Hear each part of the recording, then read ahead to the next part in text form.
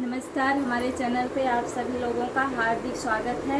आज मैं बहुत प्यारा लावा परछन गीत लेकर आई हूँ। आप लोगों को पसंद आएगा ये गीत, तो मेरे चैनल को लाइक सब्सक्राइब कमेंट ज़रूर करना। ना लाइक करने में कुछ लगता है, ना कमेंट कुछ करने में लगता है। आप लोग मेरे चैनल को लाइक सब्सक्राइब कमेंट ज़रूर करना और बहुत ढेर सारा अपना आशीर्वाद देते रहना। हमारे भी चैनल को आगे बढ़ाते रहिए। राधे राधे।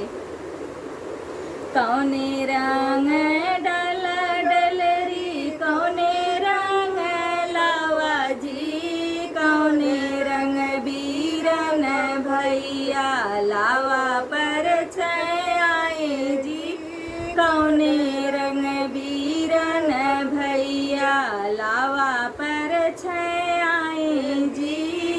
लाल रंग डल डलरी, सफेद रंग लावा जी, सौरे रंग बीरन भैया लावा पर आए जी, सौरे रंग बीरन भैया लावा पर आए जी।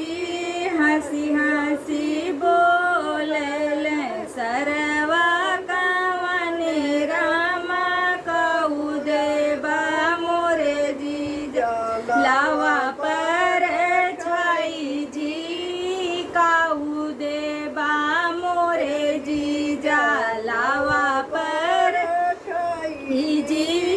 धीरे धीरे जीजा जी हथवा बढ़ाई जी, काऊ लेबा मोरे सारा लावा पर छाई जी, काऊ लेबा मोरे सरवा लावा पर छाई जी।